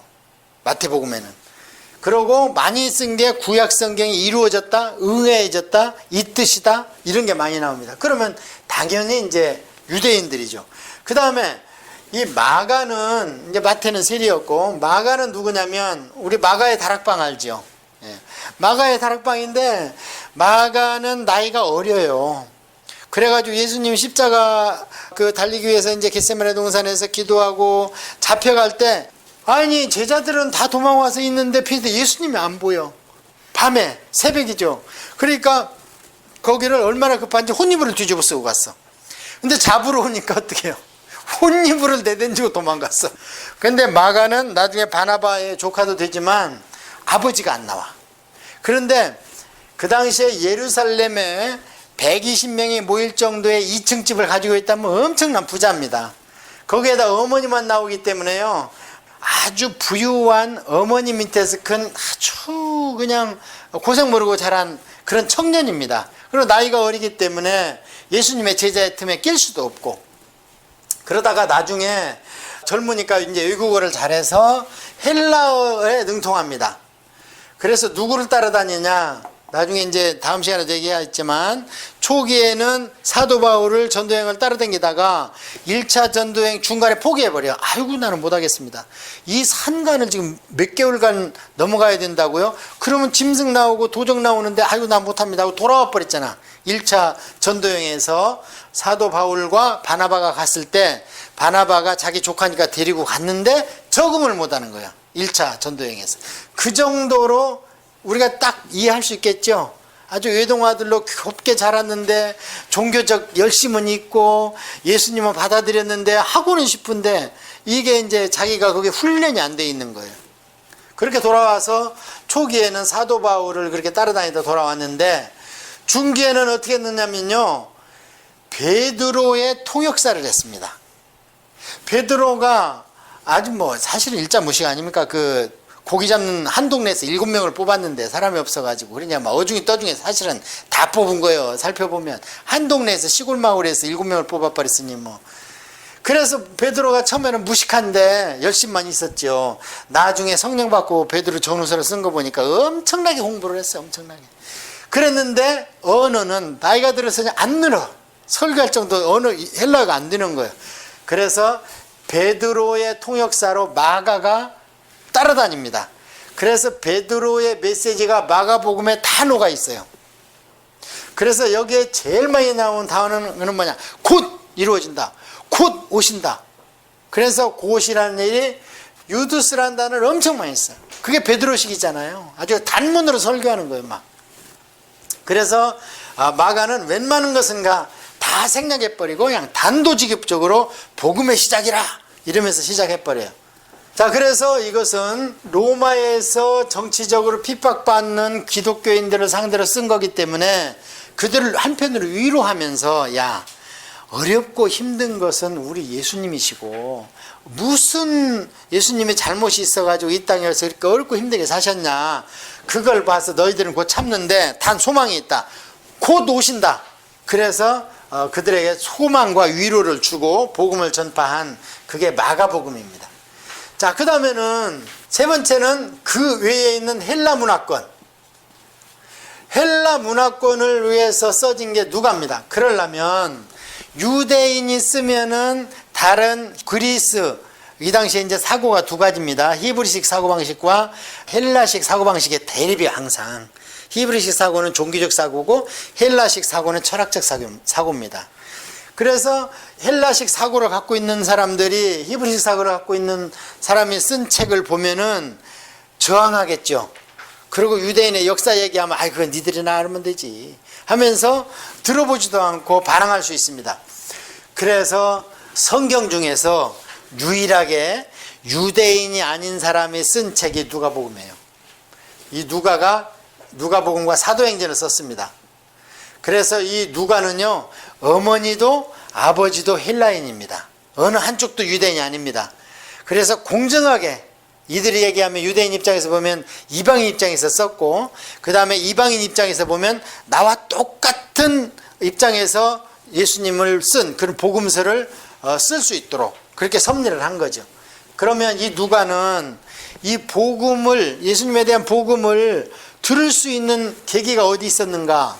사도 바울이 많이 아팠잖아요. 많이 아프니까 이 누가가 그 당시에 의대를 나와가지고 의사입니다. 의사 누가다 사도 바울이 이렇게 표기하잖아요. 그러니까 사도 바울이 아프니까 누가가 치료를 하다가 복음을 들어버렸어. 그러고 나서 수십 년간을 사도 바울과 함께 같이 다니는 거예요. 끝까지 5개까지 같이 다니는 거예요. 그러면서 사도 바울의 사역도 받고 엄청난 사도 바울의 구약적 지식, 누가 따라가겠어요? 사도 바울을 따라갈 수가 없지, 구약 지식이. 그래서 그 구약 지식과 그걸로 인해서 구약을 신약으로 푸는 사도 바울의 그 신약적인 예수님의 그런 소개, 그런 것이 막 역사와 능력으로 함께 일어나니까 저항할 수 없죠. 그러면서 계속 듣고 배웠어. 그러다가 사도 바울이 3차 전도여행을 끝나고 예루살렘에 왔는데 딱 잡혀버렸죠. 그래서 2년 동안 가이샤라는 항구 도시에서 사도 바울이 로마 병사들한테서 호의를 딱 받았어요. 왜냐면 로마 시민권인 사람을 죽이면 그 당시에 거기에 있던 천부장이나 총독이나 분봉왕이나 이런 사람들이 큰 해를 당하지, 본국으로부터. 마치 뭐가 똑같냐면 미국 시민권 있는 사람을 뭐 어디 다른 나라에서 죽인 거나 똑같은 거예요. 미국의 법 없이, 허락 없이. 그래서 사도 바울을 못 죽이잖아요. 못 죽이는 대신에 2년 동안 병사들이 딱 지키고 있잖아. 유대인이 못 죽이게. 그러고 있으니까 지금까지 사도 바울을 호위하고 병간으로 하던 누가가 시간을 얻었어요. 그게 어디냐면 팔레스타인의 가이샤라 항구 도시. 지금 참 아름다워, 가보면 기가 막힙니다. 그래서 거기에서 드디어 누가가 후리가 돼가지고 예수님 탄생에서부터 그냥 그 팔레스타인 경상남북도만한 지역을 2년 동안 샅샅이 뒤진 거예요. 예수님에 대한 정보를 얻고, 저녁에는 그냥 구약 공부를 해가지고 역대기고 열왕기고 그냥 줄줄 다 꿰고 있어. 누가복음을 보면 유대인들보다 더 해박해. 예나 지금이나 의사니까 얼마나 똑똑하겠습니까? 예, 그리고 이 예수님의 기적, 이적, 죽은 자 살리는 사건들을요, 다른 사람이 얘기하면은 에이 그럴 리가 있어, 잘못밖에 했는데 의사가 해버렸어, 누가복음에. 그러면 누가 못 믿겠어? 아니 의사가 진맥해서. 그래서 아주 예수님께서 섭리 가운데 가장 명석한 의사, 그 다음에 아주 공부만 하면 머릿속에 집어넣는 스캐너, 그래서 유대 역사를 그냥 꿰뚫어, 그 몇 년 만에 공부해가지고. 그 다음에 부모가 양쪽으로 하나도 히브리 유대인의 피가 안 섞인 사람 통해서 누가복음을 썼습니다. 그러니까 누가가 마태복음을 보니까 예수님을 누구로 소개했냐면 아버지 요셉의 족보로 소개를 했단 말이에요. 마태는 이제 한참 계속 구약의 다윗의 자손 하니까 그 족보를 소개한 건데, 그러니까 누가가 무슨 소리야, 창세기를 공부하니까 여자의 후손이래. 그러면서 누가복음 3장에는요 예수님의 족보를 소개를 하는데 어떻게 소개를 하느냐, 거기에 단서가 이렇게 나와요. 너희들이 보기에는 요셉의 아들이지만 하면서 예수는 마리아의 아들로서 하면서 쭉 족보가, 어머니 족보가 올라가는 거예요. 그래서 누가복음 3장에는 어머니 족보를 통해서 예수님이 여자의 후손인 것을 증명을 합니다. 그러면서 족보가, 상향식 족보가 어디까지 가냐면, 아까 마태복음에서는 유대인을 상대로 하기 때문에 끝이 어디예요? 유대인의 시작이 누구예요? 아브라함이잖아, 육신적 유대인의 시작이. 그런데 우리의 시작은 어디예요? 우리는 아브라함하고 무슨 상관이 있어, 우리가. 그러니까 누가복음의 족보는 아담까지 올라가요. 아담까지 올라가다 그것도 성이 안 차. 하나님까지 올라갑니다. 그게 누가복음의 족보가 특징이 최고의 상향점이 누구냐? 하나님이에요. 그 다음은 하다가 아담, 그 다음은 하나님이라 이러면서 확실히 틀리죠. 복음의 상대방이 누구라는 것을. 그러다가 그러면 어때요? 마태복음은 유대인을 상대로 쓴 것은, 마가복음은 로마 지정하에 있던 핍박받는 사람들, 로마 정치적, 문화적 직접 영향권에 있던 로마, 이탈리아에 있던 사람들을 상대로 쓴 거고, 누가복음은 널려있던 모든 사람들. 그러니까 누가복음은 처음에 열어보면요, 많은 사람들이 썼대요. 근데 나도 다시 한번 처음부터 다시 써보고 싶다. 그게 누가복음. 그래서 이거는 구약을 다소 모르더라도 이해할 수 있는. 그래서 누가복음에 보면 세례 요한도 사실은 기적적으로 태어났다. 세례 요한도 구약에 하나님께서 말라기에 예언한 사람이다. 그 예사 사람이 아니야. 그래서 여기에만 기록이 됩니다. 독특하게 기록된 부분이 있습니다. 그러고 났는데 이제 이것이 다 기록이 되고, 이제 이들의 특징은 뭐냐면요, 예수님의 탄생, 그 다음에 예수님의 사역, 그 다음에 세상의 종말, 이렇게 쭉 이 세 가지는 기록이 되어 있습니다. 그런데 AD 90년이 넘어가지고 이스라엘 성전도 완전히 회파됐어요. 유대교도 아주 씨를 말려버렸어. 유대인들도 전부 분산정책을 썼어. 그런 가운데에서 저짝 소아시아 지방의 에베소에 가 있던 사도 요한이 드디어 마지막에 AD 90년 정도 됐는데요, 사람들이 그러는 거예요. 오실 리가 곧 오신다 그랬고, 예수님도 곧 오신다 그랬고, 근데 사도들은 다 죽어가는데 당신 하나 남았습니다.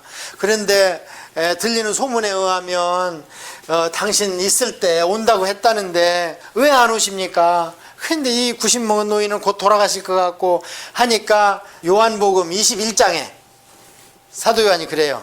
그 얘기는 그 얘기가 아니다. 사실은 우리가 참 예수님 배신하고 갈릴리 호숫가에 가 있는데 예수님께서 부활하시고 찾아오셔가지고 사도 베드로한테 네가 나를 사랑하느냐 물어보면서 다시 그를 힘을 줘서 세웠다, 제자로. 그러면서 네가 지금은 네 맘대로 다니지만 차후에는 네 띠로 네가 원치 않는 곳으로 가서 너도 고난을 받을 것이다. 그러니까 사도 베드로가 그 당시에 옆에 있던 사도 요한을 가리키면서 예수님, 이 사람 어떻게 되겠어요? 그러니까 예수님께서 그가 어떻게 하든 넌 무슨 상관이냐 이렇게 얘기를 했는데, 이 얘기가 잘못 전해져 가지고 그가 있을 때 예수님 오신다고 전해졌을 뿐이다. 사실은 그 얘기가 아니었다는 것을 해명합니다. 사실은 뭐 그렇게 자질구레한 얘기를 써놓을 필요가 없지요. 요한복음 같이 그 간략하게 20장뿐이 안 되는 데에다가 그걸 써가지고 딱 붙여놨어요. 그러면서 이 요한복음에는 아까 얘기한 이 시대 종말론 없습니다. 요한복음에는 없어요. 없고 대신에 그 얘기를 써놨어. 나 있을 때 오신다는 얘기가 아니었다. 그러면 요한복음에 종말론은 어디로 갔느냐? 어디로 갔어요? 요한계시록으로 간 거예요. 그게.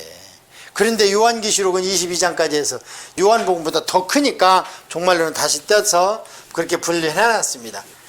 그러면서 사도 요한이 나중에 보니까 예수님은 사실 우리가 인간 예수님으로서 배우고 공부하고 이렇게 하는 것도 좋지만 예수님은 원래 하나님이시다. 원래 그것을 마지막 설교문으로 유언과 같이 에베소 교회에서 기록해 놓은 게 요한복음입니다. 자, 그래서 오늘 공부한 것은 무엇이냐면 신약 성경의 초석, 신약의 기본, 구약의 기본은 뭐였냐면 토라, 모세 오경, 그 가운데서 레위기였죠. 하나님의 법. 그런데 신약 성경의 기초는 뭐냐? 예수님의 십자가, 예수님의 십자가.